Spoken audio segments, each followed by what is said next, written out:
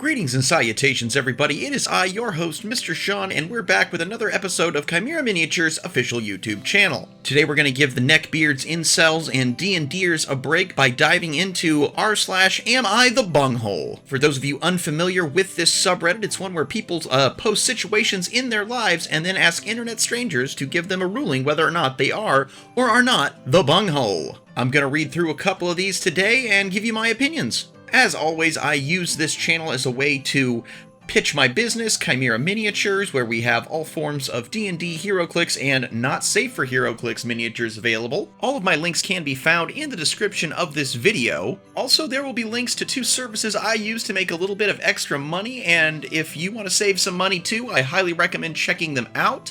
One is called Fetch Rewards, where you scan receipts off of things you buy, and that gets you points. You get more points for certain special items, but you always get at least 25 points per receipt scanned, and you can cash those points in for a whole multitude of gift cards. If you sign up using the link in the description here, I'll get some extra points, but that's just my referral code. I am not sponsored by them in any way. The next one is also called Branded Surveys, where you're able to take surveys in exchange for points, which you can turn into either cold hard cash or do what I'm doing, which is exchanging points for Amazon gift cards. I've already racked up over $20 worth of Amazon gift cards, and I've only been using this thing a week, so definitely worth your time. If you're going to be surfing your phone anyway, might as well take a couple of random surveys and get some free Amazon or PayPal bucks. Again, if you sign up through the link, I'll get some extra points because it's my personal referral code, but Branded Surveys is not affiliated with this channel in any way. And with that, let's dive into r/Am I the Bunghole?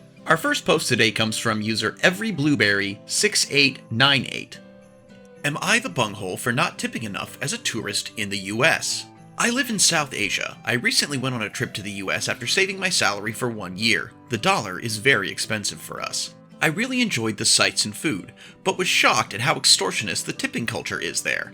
I had to read that not tipping is considered rude, so I had kept a little tipping money, but I was completely unprepared for the kind of rude, threatening behavior that I encountered. We took the big bus to explore New York when we were done. The conductor blocked the exit gate and did not let the tourists get off without handing enough tip for the driver and himself. We handed him a couple of bucks, and he hurled abuses as we ran off. Next, we, my parents age 70 and me, 38 female, went to a self-serve froyo place. Even though we served ourselves, the payment tab had a big display asking us to choose a tip. We skipped it, and the cashier glared at us and made snark remarks about us being cheap tourists. Another time, we went to a nice dine-in place. We chose a 10% tip to avoid the glares and rude behavior from the last time, but yet again, we were given glares by the waiter. I think they were expecting more. For me, that 10% was more than my one-day salary back home. The threats completely ruined our holiday. Everywhere we went, to buy water, coffee, hot dog, everyone badgered us to tip. As someone who comes from a culture where people are really polite and laid back, this was really shocking and upsetting. I also read that if you can't afford to tip, then don't go out. I personally feel that this is absurd. You can't expect tourists to make up the difference for your wages. And tourists come from all backgrounds. Not all can afford to tip. We did tip wherever we could, but being bullied and threatened to tip was very shocking. So am I the bunghole for not tipping enough? Alright, OP, I would say that you are maybe 5% the bunghole in this situation. I'm an American. I hate tipping too, and it doesn't make a lot of sense, but America has a huge history of employers not paying their employees enough, those employees relying on the tips, and as such honestly, ridiculous tipping culture has formed from that. I wish we'd get away with it, but the, owners always say, oh, well, we'll have to increase the price of everything. But, I mean, honestly, I'd prefer that over having workers who are reliant on the kindness of strangers. That being said, yes, you did enough research ahead of time to know that you were going to be expected to tip, and you probably did enough to know that in a nice place, a 10% tip is considered rude. That being said, however, I definitely agree with you at the froyo place. I definitely, when I go to one of those places where all the person has to do is take my order, I don't leave a tip. Why? Because that's all they did was they worked a cash register. And as someone who worked in the retail industry or, somewhere that works like fast food places, you don't have to tip them. Why? Because they're not really doing that much. But here's the thing. Beyond all of that, one of the other things in America, at least in the Midwest where I'm in Ohio, is you don't openly criticize the customer when they choose not to tip or when they tip low. And that is for the exact same reason you said, because it's not just tourists that come from all backgrounds. America is such a big place with such a wide disparity of wealth that everyone comes from potentially different backgrounds. So you get 5% of the bunghole score here. Another 15% goes to America's tipping culture, which is absurd. But the remaining 80% goes to the city of New York, which is just full of the rudest fucking people that I've ever met. I've been there a few times. It's fun to visit to an extent. I would never want to live there. You did not get a real... And New York, I'll say this. New York has a very high cost of living. It gets a lot of tourists from places that don't traditionally tip, and therefore a lot of these workers that, if they were working at a place in the Midwest or in, any other part of the country would probably get a decent amount of tips. They probably don't get a lot of tips because, one, the city's expensive and just in general, but also that hurts them financially, which means that they are also going to be pissed off if, they do a ton of work and they're not making enough to make rent. But at the same time, New Yorkers, they're just fucking rude. So yeah, OP, next time you come to the United States, come to Ohio. You'll be treated right. Not the bunghole. Our next post comes from Crayon Landscapes. Am I the bunghole for not wanting to spend Christmas with my alcoholic aunt? So I, 27 female, usually spend Christmas lunch at my paternal aunt and uncle's house along with most of my immediate family. This aunt and uncle are lovely, and I have a good relationship with them. I will call them Auntie Jane and Uncle Cody. Auntie Jane's sister also comes to these Christmas gatherings sometimes, but not for a few years.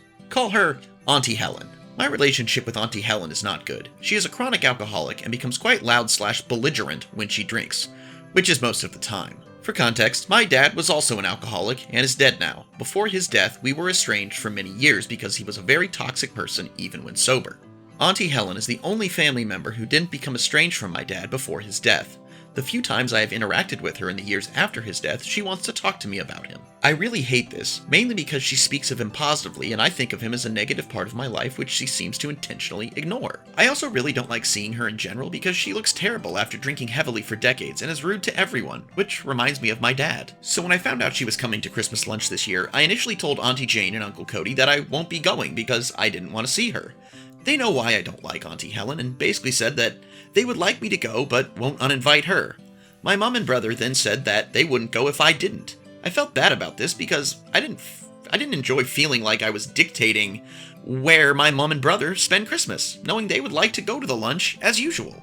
My mom also told me that Auntie Jane and Uncle Cody were a bit standoffish about the situation and seemed upset I didn't want to go. This made me annoyed because they also complain about Auntie Helen, and I feel they should stop inviting her anyway. I've told them this in the past, but they feel it's too harsh to exclude her. Because of all this, I ended up caving and going to the lunch. I didn't want to ruin it for anyone, and I thought maybe I was overreacting. The lunch went pretty well, considering. Auntie Helen showed up drunk, and Auntie Jane told her off for it. She then spent the whole time brooding in a corner, drinking watered-down wine. There was a weird moment towards the end where she was kind of passive-aggressive to my mum, my brother, and I, but she didn't become loud or belligerent or bring up my dad as I had feared she would. Overall, because Auntie Helen didn't cause a huge scene or tell me weird stories about my dad, I feel kind of like an asshole for pushing back to Auntie Jane and Uncle Cody. But in the future, I still don't want to see her as she causes me anxiety.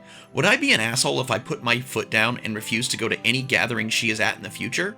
I know my family disagrees, and I'm wondering if I should just suck it up. Am I the bunghole? OP, you are 0% the bunghole here. I will say your Auntie Helen is 70% the bunghole of this story because it's her behavior that's causing you some very justified anxiety, and she can't even keep it together to not show up to Christmas already drunk, and when called out on it, decides that she's just gonna sit and drink watered down wine, which is the weirdest thing I've ever heard. Your aunt and uncle get the remaining 30%. As much as you may dislike your Aunt Helen, she has a disease. As comedian Mitch Hedberg said, alcoholism is a disease, and that sucks because it's the only disease you can get yelled at for having. Your aunt and uncle are not in charge of Helen's actions, and if they don't want to disinvite her from their home, that's their choice. But here's the thing. Helen showing up to Christmas drunk, that's on her. But the fact that they allowed her to keep drinking, even if it was watered down wine, that is a problem. That is them enabling her disease rather than looking into getting her help. They'd rather just give her the wine and, let her sulk in a corner, this diseased individual, rather than deal with the problem and admit the fact that they have an alcoholic family member that needs help. I was willing to give Aunt Helen 100% of the bunghole score until they let her keep drinking after she showed up. And for that, they are enablers, and they get 20% of the 30% of the bunghole score. Your mom and bro, they get 0% as well. They, like you, probably dealt with the same issues that you did with your dad, and it's probably they don't feel like it's their place to confront Helen, especially since they're going to what I assume is your dad's family's house for Christmas. But at that point, again, your aunt and uncle aren't just tolerating the behavior, they're enabling it. And the thing they should have done after chewing Helen out is either one, kicked her out, or two, certainly cut her off from the wine. So Helen, 70% bunghole, aunt and uncle, 30% bunghole. OP, not the bunghole. Our next post comes from Not My Job, Miss. 2 days ago, my son got up early and went door to door offering to shovel people's driveways for cash. I think he made like $75. Well, yesterday morning I woke up to someone knocking on my door and was very irritated. When I opened the door, a woman was standing there asking when my son was going to come shovel her driveway. I told her I doubted he wanted to get up early 2 days in a row, so he probably wasn't. She didn't like that answer. She said she paid my son the day prior to shovel her driveway for 3 days. This sounded unlikely to me. My son usually doesn't like to commit to things in advance like that. I told her she could come back and talk to him when he was awake. She asked me to wake him up, but I said no, because he's on vacation. So why should he have to wake up early if he doesn't want to? The woman was mad and wanted her $15 back. I told her to come back later and ask my son and just shut the door. The woman came back at 9 a.m., and when my son talked to her, he said he never agreed to shovel her driveway multiple days, but that he would do it again for another $15. She was furious and said the price of shoveling a driveway is $5, and she already gave him $15, so he either needed to give her $10 or come shovel her driveway. He said no. He wouldn't shovel a driveway for $5. That's why he told her it was $15. If she didn't want to pay $15, she should have declined the offer. She told me to make my son give her $10, and I said no. I said they had a business arrangement and it didn't involve me, so I don't care how they resolve it. She said I should shovel her driveway then, and I said no because she woke me up and I have insomnia, and I don't appreciate that. Normally I'd shovel a female neighbor's driveway if she asked and I have time, because I know it can be difficult, but I wasn't inclined to feel charitable towards her at that moment. She asked if I cared at all about the bad spot my son put her in, and I said I didn't, because he can charge whatever he likes for a service, and if she doesn't want to pay, that's not my problem. She says I'm a bunghole raising an even bigger bunghole, and then she left. I know I wasn't neighborly, but I don't feel like it rises to the level of bunghole because I think she was entitled. Maybe I should have been more empathetic. Am I the bunghole? OP, neither you nor your son is a bunghole in this situation. You both are 0% the bunghole. This entitled Karen of a neighbor is 100% the bunghole. Now, my parents have a fairly long driveway that I used to shovel completely free when I was a kid living there on winter break, and that one driveway was pretty lengthy, and I've helped my aunt before who has a shorter driveway shovel her driveway, and it's still not an easy task. So based on your son's $15 price point and what you said you think he made, that means he spent a good chunk of time and effort on a cold day shoveling 5 driveways for only $75, which is honestly pretty cheap. Like, honestly, I would instantly pay somebody. I don't have a driveway right now, but if someone came and offered to shovel my driveway for $15, I'd think that was a steal. You don't mention how old this woman is, but she clearly was not weak and frail. She had enough strength to come storming over to your house twice and to raise holy hell, but she thinks that a driveway should be shoveled for $5? Look, most driveways I've seen, you're going to be spending at least an hour on a driveway getting it nice and shoveled. Considering this is a manual labor job in harsh conditions, $15 per driveway is a pretty reasonable rate, but she thinks that this kid should be putting himself there out in the cold for $5 an hour, essentially. She probably thinks the trolley still only costs a nickel. It seems to me that because your son collected $15 per person and only one person came marching over, that she just heard the word 15 and somehow in her mind, maybe her grandson or a neighbor boy back in the 70s charged $15 for 3 days of snow shoveling, and her mind just went there. But her insistence on, one, being given money back, saying you should do it, and just her general entitled attitude since she didn't bother to make sure she understood the terms of the agreement. She is 100% the bunghole. You and your son, OP, not the bunghole. Our next post comes from Mra. Am I the bunghole for forgiving my sister's debt as a Christmas gift? My sister has owed me $200 for about a year. I'd remind her about it every month or two, and she'd say she'll pay me soon, but never did. I pretty much gave up hope she'd ever pay it back, so this Christmas, instead of wrapping a gift, I simply told her my gift is she doesn't have to pay me back anymore. She was actually insulted by it and claims I just used it as an excuse to not have to put any thought into an actual gift, and insists she was still planning on paying me back. My mom agrees with her and says that isn't an actual gift and that I embarrassed her. OP, you're both the bungholes here. Your sister is definitely a bunghole for owing you money in the range of $200 for an entire year. When you borrow money from somebody, you should pay it back, and the fact that she's not taking the time to do it, she's taking advantage of the fact that you're family. While I will say it is generous of you to just say, hey, you don't owe it anymore, you went about it wrong. You pitched it as her Christmas gift, as I assume on Christmas, and rather than having anything to open, you're just like, oh yeah, hey, your gift is you don't owe me money anymore. And don't get me wrong, that is a very generous gift. I think $200 is slightly more than I spent on my sister this Christmas, but you went about it wrong. You should have talked to her ahead of time saying, hey, I feel like you've owed me this money for a while. Let's just call it even. Merry Christmas. If you two were close and thought she would enjoy it, you could have even wrapped something up that was a little bit more like a certificate of debt forgiveness. But instead you surprised her on the day of, which is kind of just calling her out in front of the whole family. That being said, I can't give you too much of a bunghole rep on this one because, at least not the majority of it, because she's spending money on gifts for you, I take it. That's why she's upset, because she probably got you something. And if she didn't, that changes this entirely. But at the same time, she's spending money that, her gift to you should have literally been paying you back that $200. So, assuming she got you something, I'm going to give her 75% of the bunghole score here, and you're 25% of a bunghole, just in how you did it. That being said, if she didn't get you anything because she still has no money, then she's 100% the bunghole. Our final post today comes from user ProfitNext535. Am I the bunghole for snatching my son's brand new Nintendo Switch he got for Christmas out of my nephew's hands? So this Christmas, me, 26 female, and my girlfriend, 25, decided to go half on a Nintendo Switch for my 5-year-old son, which came out to a little over $400 with the warranty. I was supposed to get it for his birthday in September, but I couldn't afford it at the time. My son was really happy he got his gift. This past Monday, my sister and 8-year-old nephew came over to spend a few hours with me, my son, and my daughter. All was well until after they left, we couldn't find the Nintendo. We searched under the couches, behind every TV, opened every cabinet and drawer, even under the fridge. I didn't think my nephew took it. The thought didn't even cross my mind. I didn't try to get a new one with the warranty because the warranty doesn't cover loss or theft. I just figured it would pop up in the house eventually when we weren't looking for it. Earlier today, I went to my sister's house to drop off some leftover food I made from yesterday's dinner, and noticed as soon as I came walking through the door, my nephew jumped off the couch and darted in his room and closed the door. Again, didn't think anything of it, but I did decide to sit and talk to my sister for a bit. My nephew came out of his room to use the restroom, but left his room door open.